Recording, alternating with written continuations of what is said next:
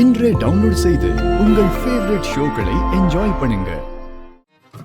Morning sir. சிடம் சிடம். ஏங்க பாருடி பாரு.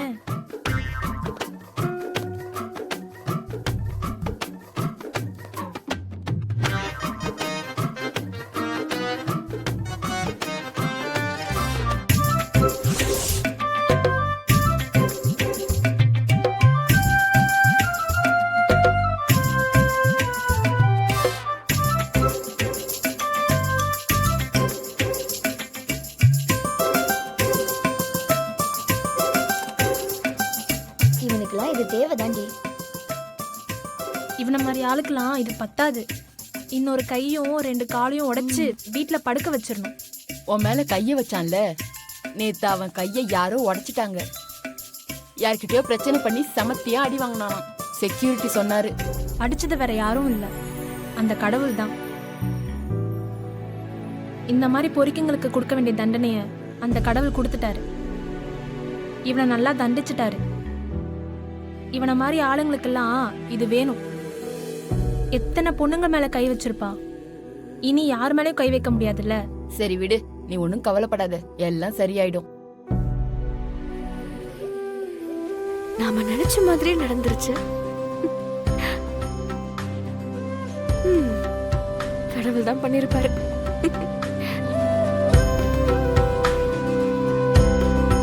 வேலை பாரு. சரி.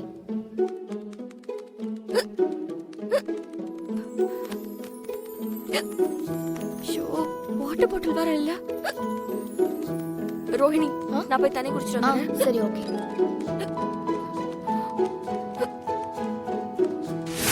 லவ் பண்றதுக்கு நாம லெட்டர் எழுதி கொடுக்கணுமா? வேற வேலை இல்ல.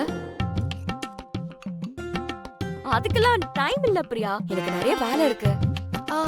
உனக்கு என்ன ஒர்க் இருக்குன்னு சொல்லு, அதை ஷேர் பண்ணி நம்ம பண்ணி முடிச்சிடலாம்.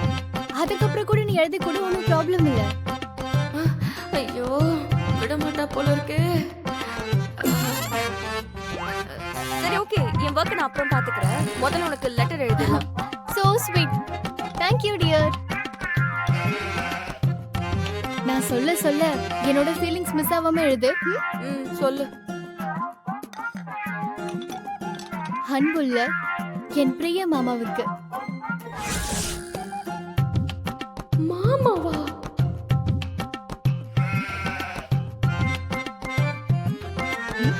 என்ன பாக்குற?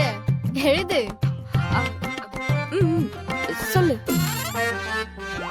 அன்புள்ள என் பிரிய மாமாவுக்கு, உங்கள் மீது பிரியமுள்ள பிரியா. பிரியத்துடன் எழுதுவது.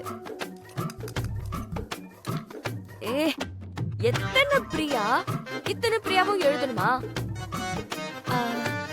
ரைமிங்கா அழகா இருக்குல்ல, எழுது.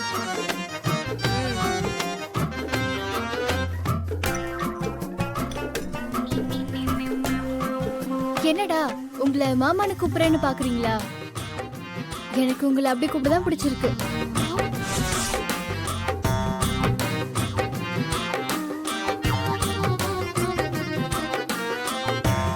என்னதான் நான் சிட்டில வளர்ந்திருந்தாலும் எனக்கு இப்போ ஒரு கிராமத்துல போய் செட்டில் ஆகணும்னு ஆசையா இருக்கு.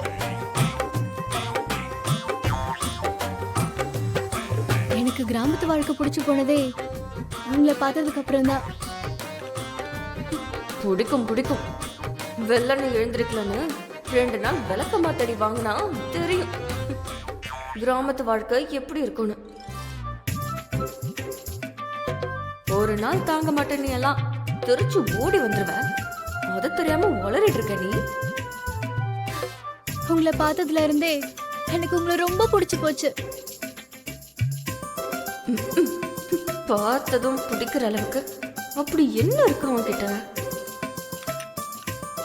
உங்களோட சீவாத அந்த தலைமுடியும், கண்ணா பின்னாண்டு வளர்ந்திருக்க அந்த தாடியும், அதுக்குள்ள மறைஞ்சிருக்கிற அந்த அழகான சிரிப்பும் எனக்கு ரொம்ப பிடிச்சிருக்கு. காட்டு பைய மாதிரி முடியும், கரடி மாதிரியும் தாடி வச்சிருக்கான். அது எப்படி உனக்கு பிடிச்சிருக்கு? இவ ஒரு காட்டு சிரிக்கியா இருப்ப போல இருக்கே.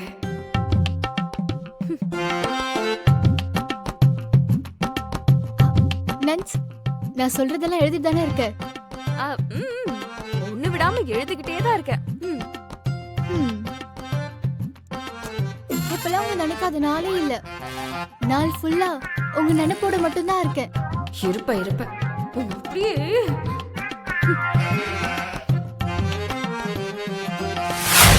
ஏன் தாத்தா மொத்தமா 4000 கிலோலாம் விளைச்சல் எடுக்க முடியாதா? கணக்கா பார்த்தா எடுக்க முடியும் தான். ஆனா அதுக்கு ரொம்ப சிரமப்படணுமா. ஏன்னா அதுக்கு கால ஓட்டம், சரியான தண்ணி கிடைக்கணும். பூச்சி வராம நோய் அடிக்காம இருந்தா எடுக்கலாம். ஆனா அது அவ்வளவு சாதாரண விஷயம் இல்லம்மா. 3500 கிலோ எடுத்தாலே லாபம் தானே.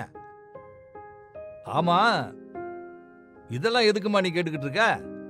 ஒரு போட்டிக்காக தான் கேக்குறேன் தாத்தா. போட்டியா? ஆமா தாத்தா, அருள் மாமாவும் நானும் ஒரு 2 மாசத்துக்கு உங்களோட நிலத்துல ஆளுக்கு 1 ஏக்கர் வயல்ல இயற்கை முறையில விவசாயம் பண்ண போறோம்.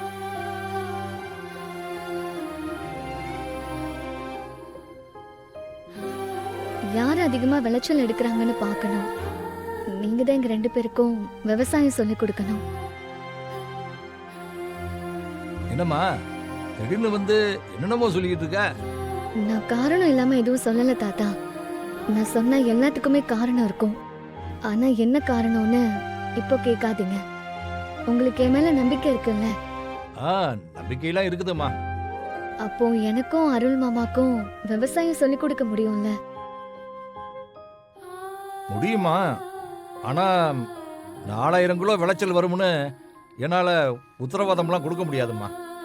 விவசாயம் பண்ண சொல்லி கொடுக்கறேன்னு சொன்னீங்கல்ல, எனக்கு அது போதும் தாத்தா. மத்ததெல்லாம் நாங்க பாத்துக்கிறோம். ஏய் வானதி,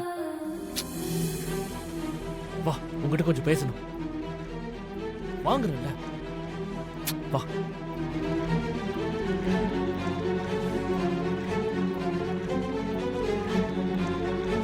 ஏங்க திடீர்னு வந்து வானதி எங்க உங்ககிட்ட இப்படி எல்லாம் கேட்டுட்டு இருக்கா? ஒண்ணுமே புரிய மாட்டேங்குதே. எனக்கு தான் ஒன்றும் புரியல. எப்பதான் உங்களுக்கு புரிஞ்சிருக்கு? நீங்க இங்கே இருங்க, நான் போய் என்னன்னு பாத்துட்டு வரேன். போய் பார்த்துட்டு வா போ. நான் பாட்டுக்கு செவனைன்னு தான் இருந்தேன். இந்த வானதி புள்ள அது பாட்டுக்கு வந்து எதையோ பேசிட்டு போக, இவ எனக்கு ஒண்ணுமே தெரியாத மாதிரி இல்ல பேசிட்டு போறா. எத்தனை காலம் கழிச்சாலும் இந்த பொண்டாட்டிங்க நமக்கு ஒண்ணுமே தெரியாத மாதிரி தான் நினைக்கிறாங்க போல.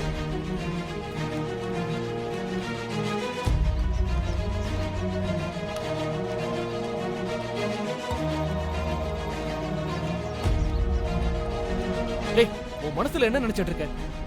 நான் விவசாயம் பண்ணணும்னு தாத்தா கிட்ட சொல்லிட்டு இருக்கேன். 2 மாசம் நான் சொன்னதை நீங்க செஞ்சீங்கன்னா நான் உங்களை விட்டு போயிடுவேன்னு சொன்னேன்ல. நீங்க இந்த 2 மாசம் நெல் விவசாயம் பண்ணணும்.